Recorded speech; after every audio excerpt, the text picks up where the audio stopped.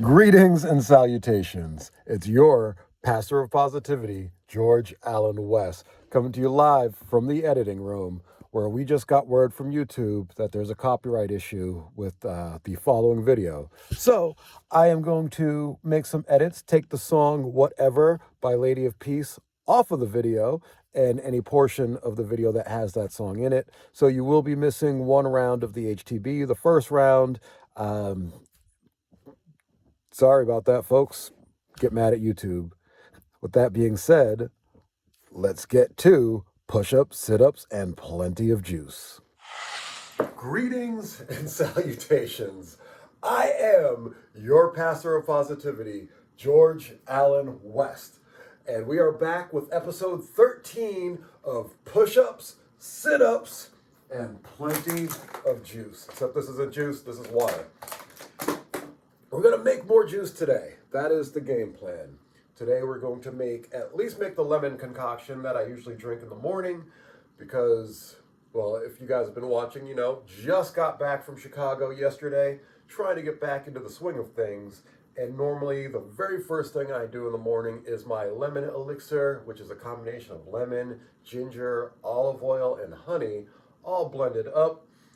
Drink it down, it helps empty the system, provides vitamin C, a lot of good benefits that I'll do a video just on my juicing. Maybe when I make the juice today, I should make a video about it. Now we're talking. So yeah, so I will be getting back to drinking juices tomorrow, at least the lemon elixir, and as the week goes on, I will start buying the ingredients that I need to make my other juices, and we'll get back into our regular flow.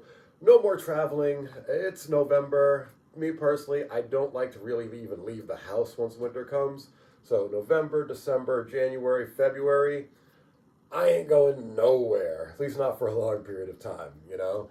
Short day trip or something, sure, if the weather's good enough, why not? But outside of that, I don't like to leave. So for the next 4 months, I believe all the workouts should be taking place here at the Iron Assylum. I should be into a good rhythm and flow with the juices and everything. So definitely be watching and look for all of that. Because I don't mention it in any of the videos, subscribe, like, and comment. Do all the things that affect the algorithm. Push-ups, sit-ups, and plenty of juice. Episode 10 just posted yesterday. And so far, that has been the best episode of push-ups, sit-ups, and plenty of juice as far as viewership goes. So that's pretty awesome. Shout out to Vegeta, Prince of Saiyans, for commenting on the video. Love that. As you all know, huge Vegeta fan. I was about to point to the poster on the wall, but that's Goku. So I'm not even going to bother changing the camera angle. Doesn't matter. That's all the news that's fit to print. Very excited about that. Episode 11 was supposed to post last night, but when I looked this morning, it still said uploading. If any of you know why you post something to YouTube and then it takes over a day to load, leave a comment in the comment section and let me know why that's happening, please, because this is now the third video that has happened to me, where it's just taking so long to upload. Episode 12 will go up tonight. So yeah, I'll probably, in fact, after finishing this workout, I'll probably start editing that and get that ready to load. And hopefully we have no issues and it just goes up tonight at midnight as every episode is supposed to do. Then this is episode 13. This will be up tomorrow night, midnight, so on and so forth. You guys know the drill. You guys know how we do. And speaking of know, you know what we do on this flow, boy. We show, boy. Shout out to that dude, Marcellus Wiley. Let's take these socks out of my pocket. Thought I was just happy to see you, didn't you? Take the phone out. There we go. Let's get the handy dandy scale down. I'm getting everything ready now before taking the shirt off because it's cold. Even standing here directly in front of the heater, it just feels cold. Here we go. Flat surface. Good stuff. And let's see where we're at. Bouncing back off of the travel and vacation. Definitely pooped a lot. Legit, I think I pooped 4 or 5 times yesterday. Pooped twice today. But my stomach, less bloated. I'm not sure if you can really tell looking in there. But I think you can see that, yeah, that it's less bloated than it's been, for sure. So, happy about that.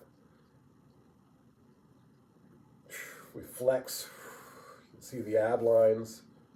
So yeah, definitely making really good progress, especially considering that we're only really doing the HTB program for strength and everything. We're not working out abs at all.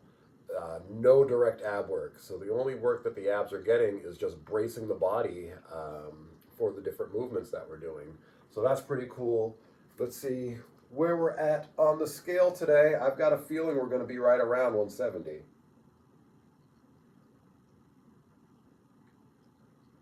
Wow, 166.4. So that's like 9 pounds down in a day. And I know that sounds weird. Let's see. 166.4 today. Yesterday was 175 even. So yeah, that's like 8.5 pounds down in a day. And you might be saying to yourself, how is that even possible? Well, I told you I pooped 4 or 5 times yesterday. So that's how that's possible, and twice today. So yeah, there's just been a lot of crap from all the crap that we've been eating. It's just been sitting in there, and now thankfully we're expelling it all out, getting back to normal. And that just goes to show that, yeah, when you're eating a lot of stuff that the body can't process, it just sits. Don't need that. So yeah, let's process it, get it out. So yeah, since getting back, yesterday I spent the day kind of fasting. I did not have my Super Saiyan smoothie as I said I would, because once I got done, I was so behind schedule. We had to skip that. I just downed a handful of pumpkin seeds. Said, hey, you know what? We'll do that.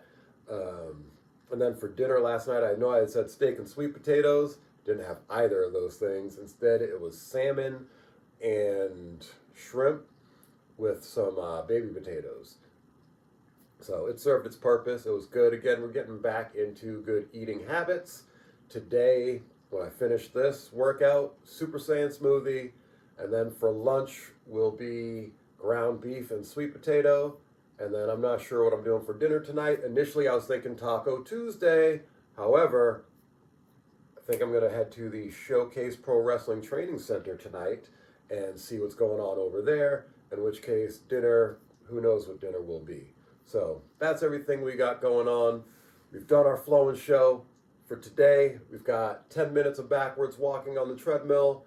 We're going to do some kind of warm-up. I don't know if I'm going to follow mobility module A. I'm just not in the mood for it right now, I think, just while getting back on track with everything and getting into a flow, if you will. So maybe first day with the new tongue. Mobility module A, maybe something different. We'll address it when we get to it. But first things first will be the backwards walking.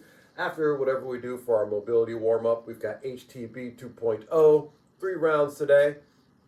So we'll get that done and then stretch, call it a day, go from there.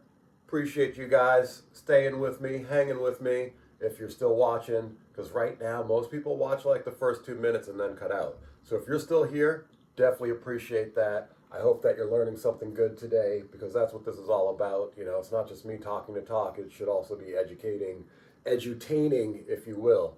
So that's everything for now. I will see you guys at the treadmill.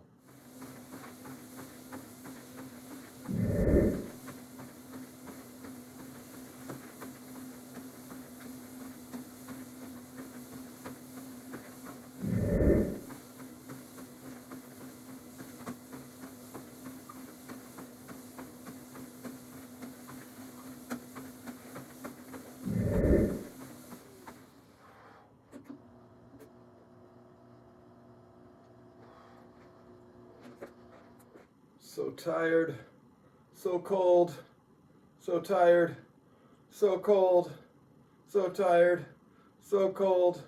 I don't want to do it. I don't want to play no more. I don't want to play no more. I do and I don't, because I'm here, so I must want to be here because I'm here, but I don't really want to be here. It's a combination of, one, it's late in the day, and something I'm realizing, the later in the day that I get going, the easier it is to lose motivation for the workout. So for me, the best thing is to get up super early and get that workout in super early, because then I'm not worried about the other distractions of the day. If I get my workout in before 7 a.m., my mind doesn't start thinking about, oh, I need to be on this, I need to be doing that, I need to do this, you know. However, if I get the workout in after 7 a.m., particularly if it's after 9 a.m., then I'm very distracted for a multitude of reasons. Right now it's 10:26 a.m., so yeah, the day is deep into it. So yeah, a lot of distractions on the mind. My body is just kind of like, we don't really want to do it right now. That's just the reality of life. But if you want the results, you have to do the work. There's no getting the results without doing the work. And so right now, I'm trying to reframe my mind, and instead of thinking about, oh, the work that I've got to do, I'm thinking about the results. And I'm like, man, like, how awesome am I going to look next year after doing this for a year? I'm like, man, like my stomach's gonna be flat. I'm gonna have an 8-pack. My arms are gonna look good. My shoulders, like back, everything's gonna look really good. So I'm trying to focus on that, like the physical look, and I'm trying to focus on the feeling, especially right now as I'm going in to do my mobility warm up. And that doesn't really impact my look at all. So it's like, oh man, how good are you going to feel after a year of doing this every day? How good are you going to move? You know, your body's going to feel fluid. You're not going to be in any kind of pain when you're moving. Your knees won't be stiff anymore. Your ankles are going to be better. Everything is going to be better. And so when I think of that, when I reframe things and think of the end result, it helps me push through to get the work done. So right now, because I'm in need of some inspiration, some motivation, something to keep me going, I put on this video that came up in my recommendations. It says the scariest level of mental and physical strength, the Miyamoto Musashi method. Hopefully I'm pronouncing that correct. As a martial artist or a former martial artist, I don't know. Once a martial artist, always a martial artist, right? You know, I should know how to properly pronounce the greatest samurai that ever lived. However, I've only read his name. I've never really heard it said. We'll see if it gets said in this video. So yeah, I'm going to play that. Hopefully that gives me a little bit of inspiration, a little bit of motivation. I am going to do Mobility Module A because I took a look at it and I'm like, it's easy enough. It's simple enough. Just do it. Just get through it. You got this. So I'm going to play this, do that. See you guys after. How is that possible? But there's a catch. Musashi's method isn't about motivation, it's about elimination. He didn't build strength by adding things, he built it by removing everything that was getting in the way. Before I show you exactly how this system works, I invite you to subscribe to the channel, like the video, and comment. What's your biggest mental or physical weakness that you want to eliminate? This really helps the channel reach more people. Plus, I enjoy reading all the comments and interacting with you. Thank you very much for your attention. Back to the video. Chapter 1. The Awakening. The story I'm going to tell you today begins with a guy named Lucas, an engineer, 32 years old, married, with 2 kids. A normal guy, a normal life, normal problems. But Lucas had a specific problem. He was weak. Not just physically, mental too. He woke up every day promising to work out. He bought a gym membership 3 times, cancelled all 3. He started a diet on Monday and broke it on Wednesday. He promised to wake up early, but hit the snooze button 7 times. The pattern was always the same. Strong intention, weak execution. And that wasn't the only thing that was worse. When things got tough at work, he'd freeze up. When he needed to have a difficult conversation with his wife, he'd put it off. When his children needed correction and to learn about discipline and values, he left it to her to handle. Lucas was living on autopilot, reacting, never acting, until the day he had a panic attack in front of his boss. In the middle of an important meeting, his heart raced, his hands sweated, and the room began to spin. He had to leave. He went to the doctor. Tests were normal. The diagnosis, stress, anxiety, and lack of mental fitness. The doctor said something that changed everything. Your body is responding to threats that don't exist because your mind isn't trained to distinguish real danger from discomfort. You need to train your nervous system. Lucas returned home and began researching. How to train the mind, how to build real mental strength. That's when he discovered Miyamoto Musashi, and more specifically, He discovered that Musashi didn't write a philosophy book. He wrote a manual of warfare applied to life. Chapter 2. The Principle of Elimination. The first thing Luke read in the Book of Five Rings was something that seemed contradictory. Have no preferences. Do not depend on any particular weapon. He didn't understand at first. How do you become strong without having a preference? How do you master something without depending on it? Then came Musashi's explanation. Your strength cannot depend on perfect conditions. If you can only train when you have equipment, you are weak. If you can only meditate when you are silent, you are weak. If you can only focus when you are rested, you are weak. True strength is the ability to perform in any condition. Musashi practiced with wooden swords, metal swords, 2 swords, 1 sword, no sword at all. He fought day and night in the sun, in the rain, in the cold, in the heat. Why? Because the enemy doesn't wait for you to be ready. Lucas realized he was the opposite of that. He could only be productive at the office. He could only work out if he'd slept well. He could only eat healthy if his wife prepared the meals. All his discipline depended on external factors. So he did what Musashi taught. He eliminated dependencies. It started small. Push-up training. No gym, equipment, specific schedule, nothing needed. Just body and floor. He chose 20 push-ups every day. Any time, any place, any conditions. The first week was easy. The second week, his body started to ache. The third week, he traveled for work. The fourth week, he got the flu. This is where he always gave up before. But this time, he remembered Musashi's principle. Practice must continue regardless of circumstances. Traveling? Push-ups in the hotel room? Got a cold? 10 push-ups instead of 20. No energy? 5 push-ups. But never 0. Chapter 3. Haijoshin, the Still Mind. By day 40, Lucas was doing push-ups automatically, but his mind was still a mess. Anxiety about work, worry about money, fear of disappointing his family. He was getting stronger physically, but mentally he was still fragile. It was then that he encountered the concept that Musashi considered more important than any fighting technique.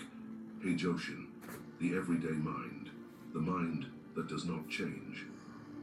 Musashi wrote, "At the moment of battle, your mind should be exactly the same as your mind when you are drinking tea. No excitement, no fear, just presence. How is this possible? How do you stay calm when someone is trying to kill you?" Musashi's answer was brutal in its simplicity. You train your mind not to react. You don't suppress fear.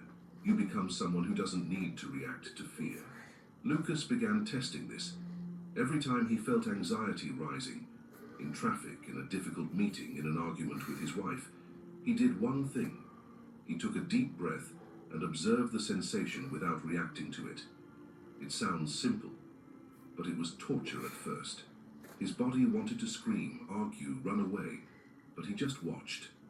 My heart is racing, my hands are sweating, my jaw is tense. Just observation, no judgment, no reaction. The first time it worked was in a meeting where his boss started yelling at him in front of everyone. The old pattern was freezing, sweating, and stuttering.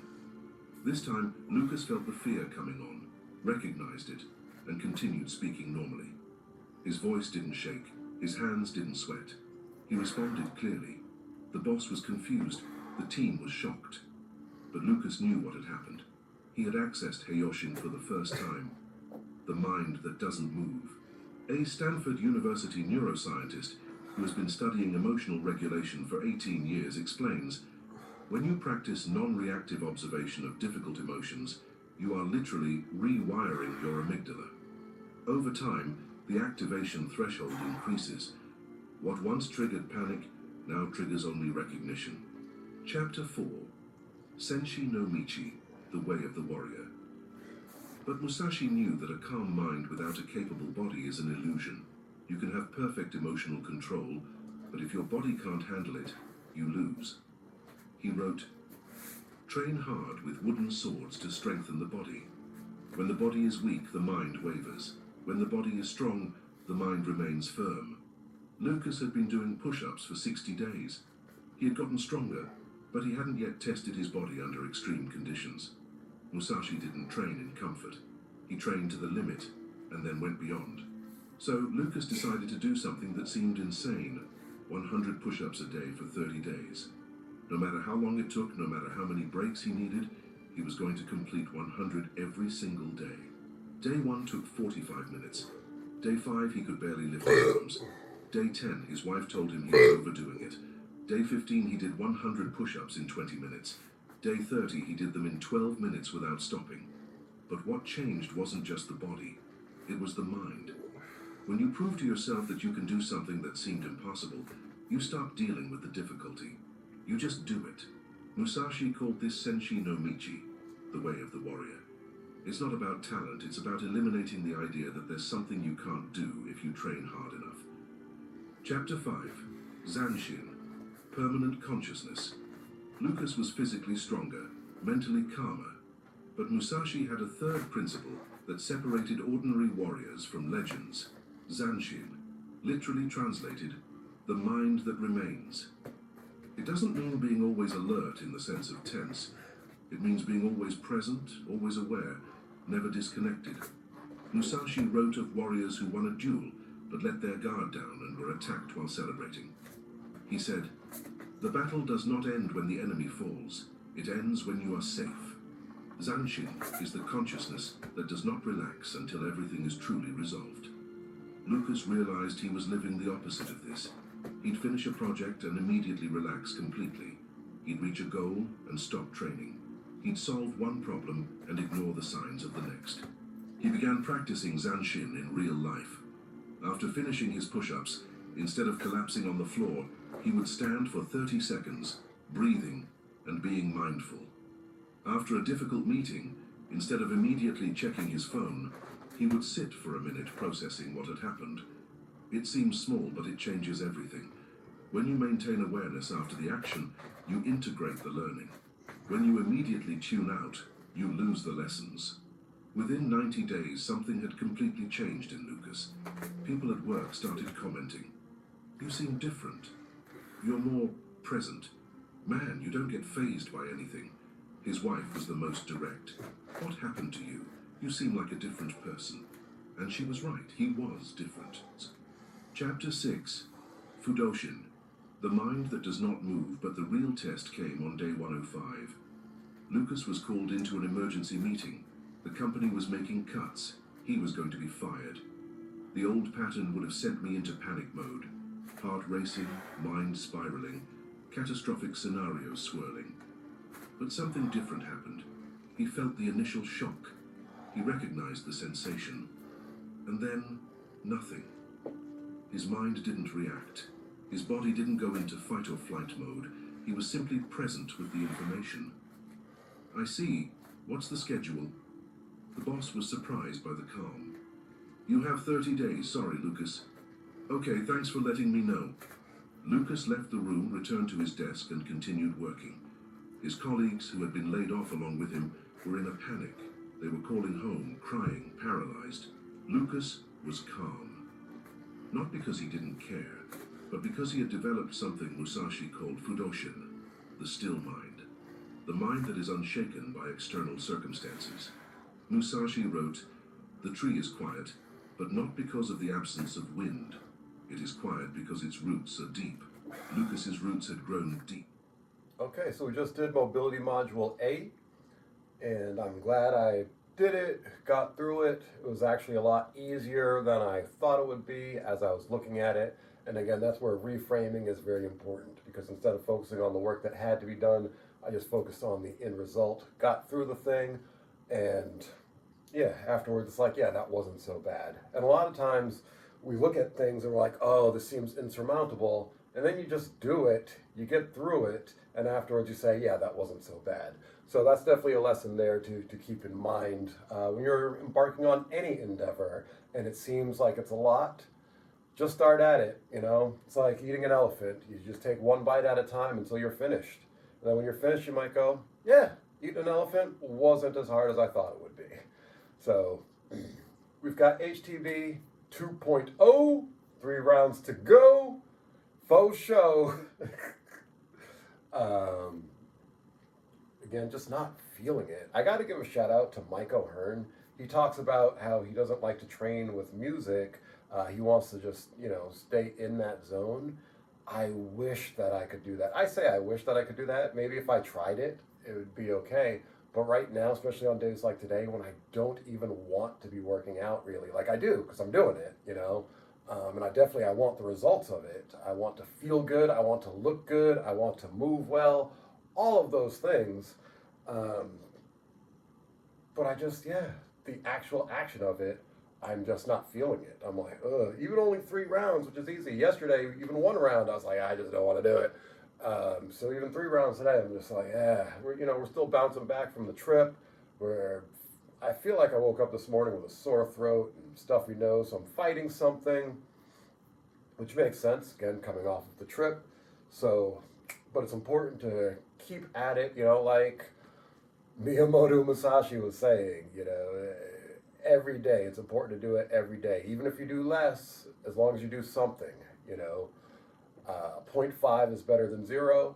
10 is great, but hey, again, 0.5 better than 0, and that's the way to keep the mental aspect of things. And that's what I love about the HTB program, because at the beginning of the week, it's still very low volume, and ideally, as the week goes on, your momentum builds up, and then you're feeling pretty good when you're going into those last 2 days, the Thursday and Friday portion of the program. So we'll see if that happens this week. But right now, we're still just not really feeling it, and I am not as mentally disciplined as Michael Hearn, so I have got to have some loud music blasting to motivate me through the workout. But that's just how I do it. How do you do it? Leave a comment in the comment section. Let me know. So here we go. HTB 2.0, 3 rounds to go. See you guys in a second.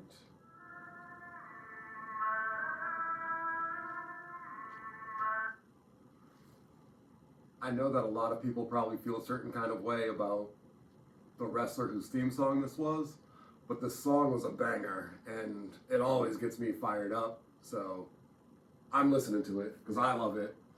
And I'm able to separate that wrestler's actions from the wrestler themselves. So, yeah, I keep everything compartmentalized like that. And that's why I have no issue with this song. If you do, you can let me know. Asylum. If you close your eyes and light, if you 2, 3 feet, since you never lived in scars never healed. In the darkness, light will take you to the other side. You find your way and then you'll see if you just close your eyes. If you just close your eyes. If you just close your eyes.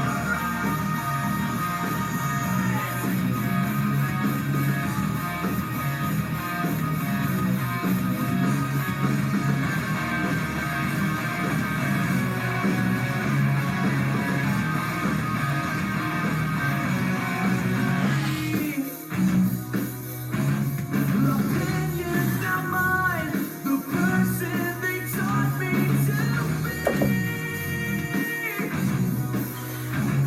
One night in the dark, a vision of someone I know. And out of the darkness I heard a voice say I know.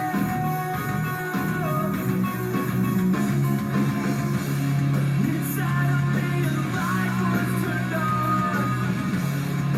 Then I was alive. If you close your eyes, you're right. And if you 2, 3 feel, since you never lived in scars never healed. In the darkness, light will take you to the other side. 3 rounds down. HTB 2.0. Breathing a little bit. Not a lot, but a little bit. Just enough to know that my cardiorespiratory system was impacted. Boom. Got a little bit of a pump flowing. You can kind of see the way the traps and the biceps are looking. So cardiovascular system was working. Boom.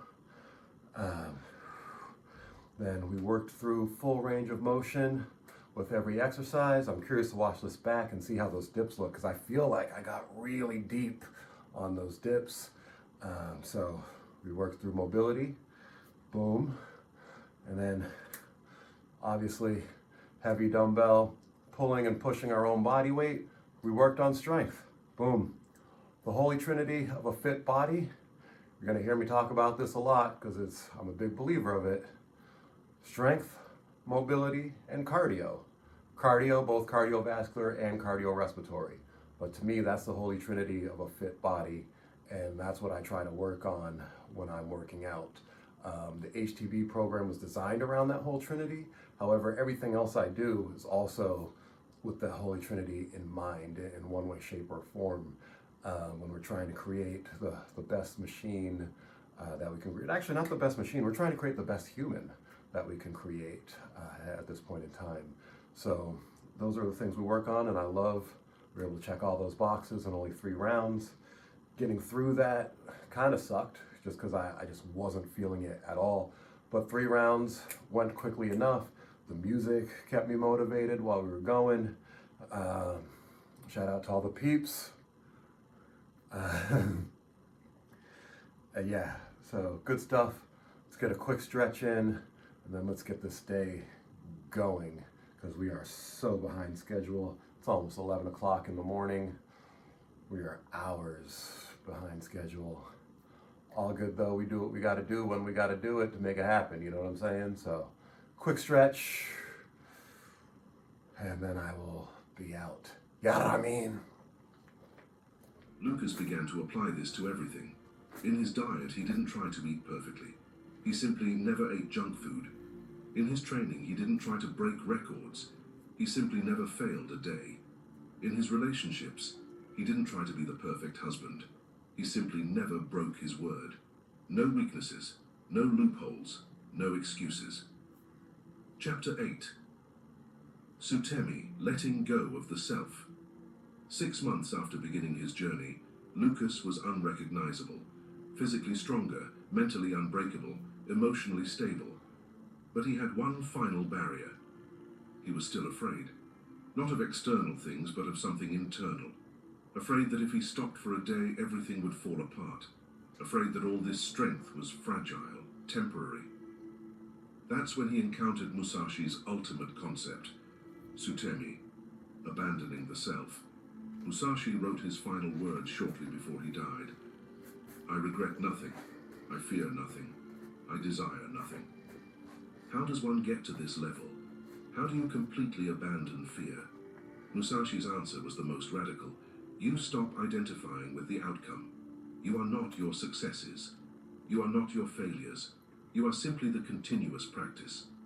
Lucas tested this in an extreme way. He stopped counting training days. He stopped celebrating milestones. He stopped posting progress on social media. He removed all external validation. The training continued. The meditation continued. The discipline continued. But now without ego, without the need for recognition, without the fear of losing what had been built. Because he finally understood. You can't lose what you are. You can only lose what you have. If your strength depends on maintaining a streak, you'll fear breaking. If your strength is who you've become, nothing can take that away from you. And it was at that exact moment that something scary happened. People started avoiding Lucas, not because he was arrogant, not because he was aggressive, but because his presence was uncomfortable. When you eliminate fear, hesitation, and the need for validation, you become a mirror. People look at you and see everything they're not, and that hurts. His co-workers stopped complaining around him. His friends stopped making jokes about gyms and diets. His own family started commenting, "You're getting too serious," because their existence proves that everything they say is impossible is just uncomfortable. Chapter 9. The Complete Transformation. A year after starting, Lucas was no longer Lucas, not in the sense that he had changed his personality, but in the sense that he had removed everything that was non-essential. He was no longer someone who tried to be disciplined. He was someone who couldn't be undisciplined. Practice wasn't something he did, it was who he was. Musashi called this Kenzen Ichi, the sword and zen are one. There is no separation between who you are and what you practice. You don't meditate, you are meditation. You don't train, you are training. People would ask, how do you have so much discipline? The answer was simple. I have no discipline. I've eliminated the parts of me that wanted to give up. This is what Musashi taught. Mental and physical strength isn't about adding things. It's about removing everything that gets in the way of your essential nature. You don't need to motivate yourself to breathe. You don't need to force your heart rate. Why? Because these things are essential to who you are. When training, discipline, and practice become as integrated as breathing, you've reached the scary level. The level where people look at you and think, that's not human. And the truth, they're right. It's not human in the sense of normal human. It's human in the sense of realized human potential. Miyamoto Musashi died at the age of 62, alone in a cave writing. He had no money, no title, no followers, but he had something no one could take away, complete mastery over himself. His last words were, I regret nothing. How many people can say that? How many people reach the end and know they lived at the limit of their capabilities? How many have eliminated fear, hesitation, weakness? The question is not, how did Musashi do it? The question is, why aren't you doing it? You have access to the same knowledge. You have the same number of hours in the day. You have the same human body with the same potential. The difference isn't ability. It's willingness to do what's necessary. A willingness to eliminate dependencies. A willingness to practice until practice becomes identity. A willingness to abandon everything that isn't essential. This daunting level of mental and physical strength isn't for everyone. Not because it's impossible, but because it's uncomfortable. And most people choose comfort over capability. But you're not the majority. If you've watched this far, you've already proven that. The question now is, what are you going to do with this information? If you enjoyed this video, I invite you to subscribe to the channel, activate the bell, and leave a like. And tell me in the comments, what's the first addiction you'll eliminate? What's the first weakness you'll transform? Remember, strength that scares others is the only strength worth having. If you've made it this far, thank you very much for your attention. See you in the next video.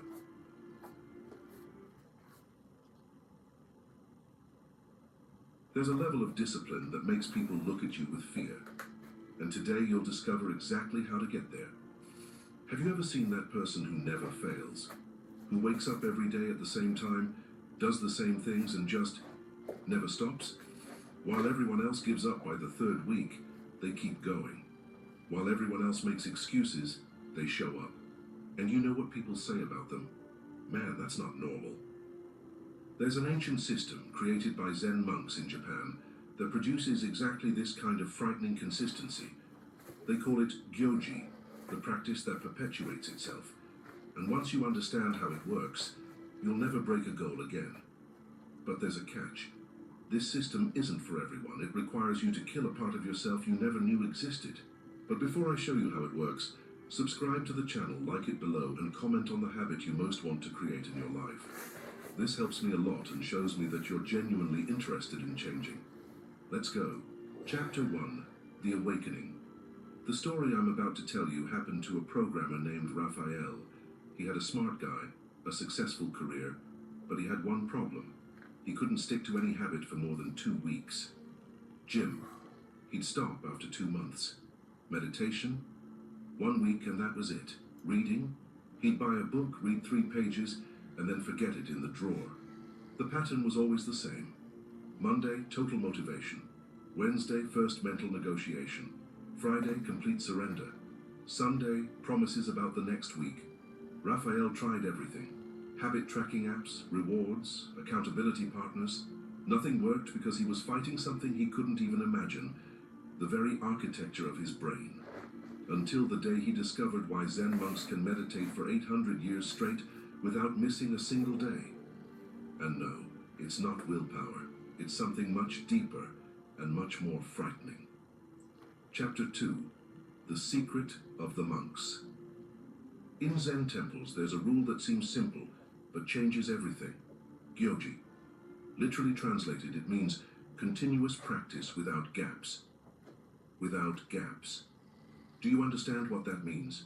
It means that since 1200 AD, every single day at 3:30 a.m., a bell rings at Aihaiji Temple. And since 1200 AD, every single day the monks wake up, Not at 3:25 a.m., not at 3:35 a.m., exactly at 3:30 a.m. You want to know what never happens in that temple. No monk lies in bed thinking, today I'm going to jump. The question simply doesn't exist in their minds. Why? Because they understand. That felt really good. I really enjoyed that video on Miyamoto Musashi. I hope you did as well, listening to it while watching. Hopefully you were able to garner something from it, because listening to it, it really made me think about the HTB program, especially the original version of it, which did go every day. And the reason for that is just to get you into the habit of moving every day. The current version of HTB is a 5-day program. It's 5 days on, 2 days off, 5 days on. With that being said, those 2 days off, even though they're 2 days off from HTB, they should still be active movement days of some sort, working on some kind of flexibility, mobility, and or cardio work. And strength too. You know, for me, my Saturdays are usually some kind of animal movement, which definitely incorporates the Holy Trinity of a fit body. And then Sundays usually for me is just yoga, especially during the winter. So really that's just working on flexibility, but it's what I need right now and it's working for me. So that's what I'm going to continue to do. Once the weather gets better, probably do some long distance outdoor walking as well. But right now it's too cold for that. It's too cold to even be down here with the heater on. I'm probably gonna have to turn it up to the next level going forward. I'm trying to hold off on that until it gets a little colder, but we'll see how it all goes. Either way, I am done for the day with all of this. I am done in the Iron Assylum. Got a lot to do. I've still got to unpack the car. I've got to clean the car. I've got to do laundry. And then just all the things that come with being the pastor of positivity, George Allen West. So, this has been another episode of Push-Ups, Sit-Ups, and Plenty of Juice. I am your pastor of positivity, George Allen West, reminding you to cherish your life.